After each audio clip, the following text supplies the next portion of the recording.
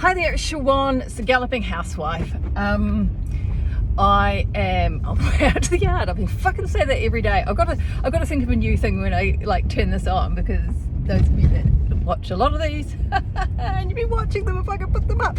But I'll tell you something really exciting today. So today I went to, last night we had our delayed April call. I'm not even going to go into that anymore, but yes, our delayed April call for Sort Your Shit Out was, we had a Zoom call with all the women that were in that, and I recorded it because there were a couple that couldn't make it, and I'm going to record all the calls and put them up so that people can, when they join the group, but also if they can't make it, they can listen to the calls and they can get they can get some feedback on what I'm going to be talking about. I have a theme every month, as well as the shit that people are going through. So anyway, so that was what I did last night, and the call was just over an hour. It's supposed to be an hour. It was really, really good. I think it was an hour and 4 minutes. So for me, that's bloody excellent, because I'm terrible at sticking to times and keeping my boundaries. So I had this call, but this hour-long video, I went onto YouTube, and I've bought premium YouTube. It keeps coming up, that sort of like trial for premium YouTube, and someone in one of my other groups had sort of said, oh, it's actually really good. Not only do you get that stuff where if you watch stuff on YouTube you don't have to watch the ads, which is great, but you also get your upload speeds and everything are so much faster. And see, I thought all the upload speeds for YouTube and that sort of thing were reliant on your internet, but actually no, it's these organisations that make it hard for us. So I just loaded like an hour-long video onto YouTube in HD, and it took maybe 5 minutes. I'm like, holy fuck, this is a whole new world. So my problem is now that I'm going to be able to upload these really quickly, but that I get through this thing, like if you listened yesterday's one, you'll know that I've got this thing where I have to, or I can't remember if it was yesterday's, but one of the ones recently, it was like, I've got this thing where I have to actually listen to them all because it takes me so long to fucking upload them. But now that I have premium YouTube, I might be able to do it straight from the phone, which will be like life-changing. Yeah, so we'll give that a go. It's just like, and actually that's something that's really worth talking about. Is, I mean, okay, so whether or not you do premium YouTube, whether or not it's any use to you in your life and your existence, is absolutely fucking irrelevant. It's about finding things that just make your life easier, and that actually that value in something is not just about possession or that you might have, or that it might improve you in some sort of way, that giving you some sort of ease in your life is incredibly valuable. And I find that there's certain upgrades that I do that people might feel that are unnecessary, so people will travel, and actually I made a huge, gazillions of mistakes in my life, but one of them was that when we immigrated out here to the UK, we took, I think, 5-6 weeks to get here. We spent a couple of days in Sydney with David's brother and his family, and then we did like 5 weeks through the States of traveling, of just being a tourist and seeing things. Didn't go quite to plan, because we happened to get there when there was a federal shutdown, and actually it's amazing how many of the things that we wanted to see were actually national parks and national monuments. that we weren't able to go and see because they were all closed. But one of the big mistakes that I made was doing things, and not me personally, but the agent was doing things on the cheap, and things like so we flew out of to come to the UK. We flew out of what's the airport in New Jersey? Is it LaGuardia? So, but oh no, it might have been Newark. So we flew out of Newark, and it was like, and so we had to. So and we're staying in New York, and we actually stayed just off Broadway, just off Times Square, and but it was like. It was like something like $150 taxi fare to get out there, and we had to get a taxi because we had so much shit, but also because our flights were sparrows fart in the morning, and the public transport I don't think there was any even public transport to get out there. We would have had to leave 4 o'clock in the morning to get out there, earlier than that. And we had 2 young children at that time. So but whereas if we'd flown from JFK, it would have been like just so much easier, and it probably possibly would have worked out cheaper. Plus, if we'd had flights at a civilized time instead of going for the very early or the very late flights, you do end up with they're slightly cheaper, and so and it's a big thing that you don't really think about. Or when you go, like if you go to an event and if you're driving there, that you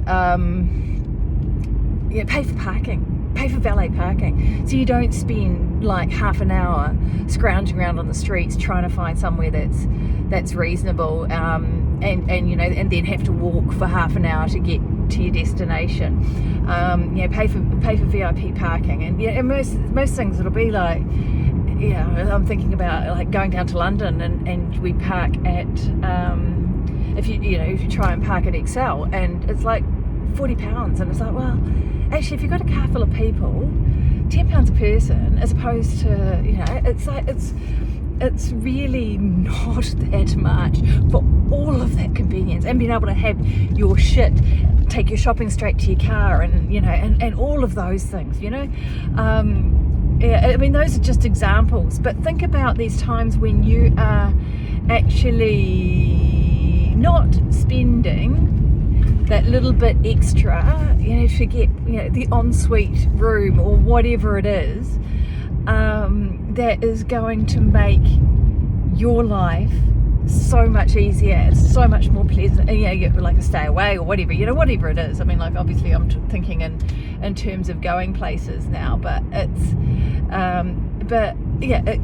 things in your life that just make the process of being you easier.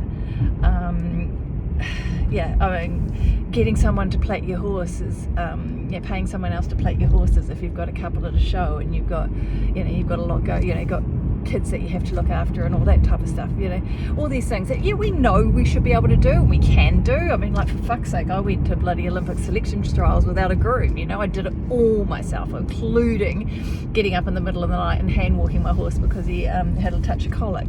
I mean, all of those things that I actually slept in the stables that night, or kind of slept, lay down on hay bales, and these are things that you wouldn't expect an international rider to be doing, but I did them, so you kind of, so I'm not saying don't do things if it's what you really want and what you really need to do, and actually plaiting a horse is a really good example, because I use that. That is especially if I'm at a weigh show, I like to plait my own horses, because it is my time just to connect. I put my music on, or if I've got a podcast or something, something that gets me in my zone, and I just hang out with my horse in the stable, and just become a little bit indistractable, and that is that is really, for me, valuable time. Whereas if I had other things and I had other commitments, if I had clients that I needed to take care of, or if I, like I said, if I had kids, that needed to be entertained or whatever, perhaps my thing would be to pay someone, £20 to braid my horses for the show. It's like, so you will know what makes your life easier, but don't be afraid. And don't think it's a little bit false economy sometimes to be saving money, that actually that your time and your energy is valuable as well, and that actually and your mental state is incredibly valuable. So to have what is going to make your process easier for you is follow that, ask that, get that, spend money on that. That's my bit for today. That's where we're at. Right, I will, I'm going out. Yesterday I came out and I hadn't ridden for a few days, and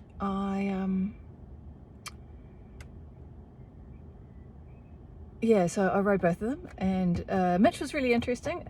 He was quite fresh, shall we say. They didn't actually go out in the field yesterday. They go on the walker. Because it was raining in the morning, so they went on the walker instead. And they don't really. The yard runs the walker quite slow, so they certainly don't blow off any steam. It just gets them sort of mobilized and their joints and stuff going, which is nice.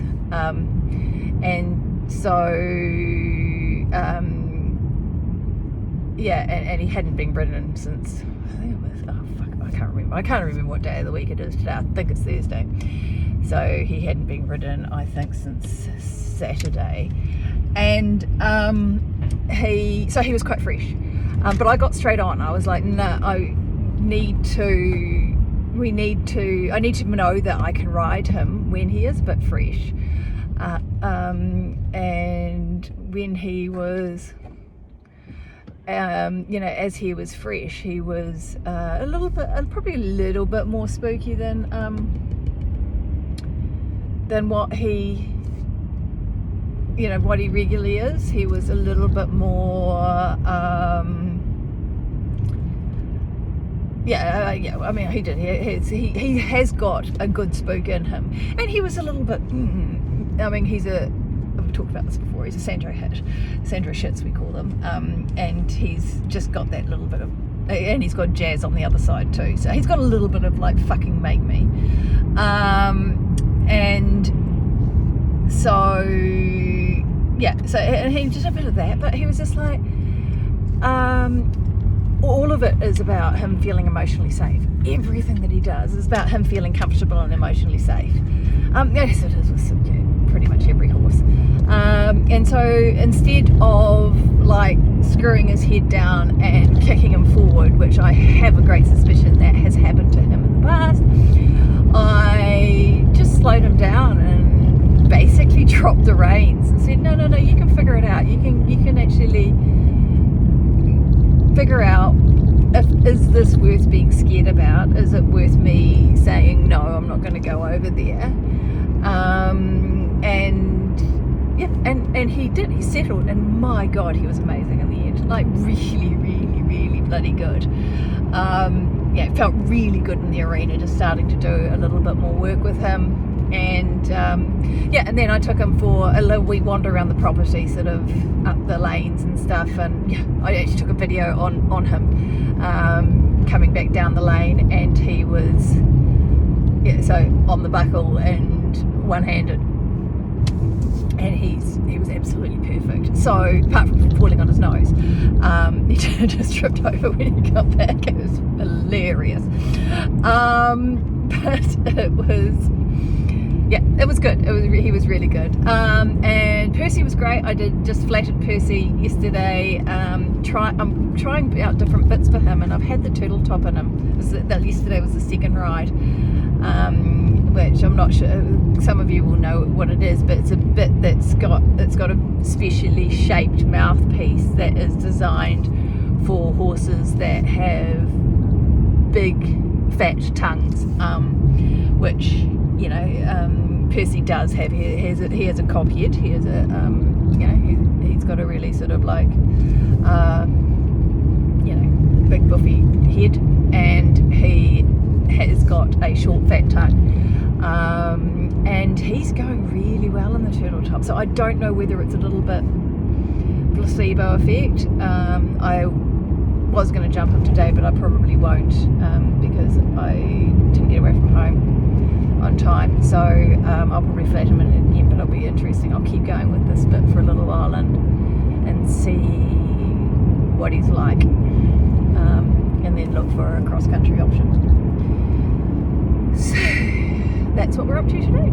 And tomorrow I'm hoping to be back out here every day this week. And it's Good Friday tomorrow. It means absolutely nothing in my house, except we can't get half work done because none of the actual services and offices are open. So yeah, I'll get up and I will write my content, and I will do all my work and all my formatting and all my stuff that I normally do, because I will. Yeah, but we're I'm just like cracking on, really. There is nothing really exciting planned. Right, that is me and my life. I hope you're all good, and I will catch up with you when I'm next on the road.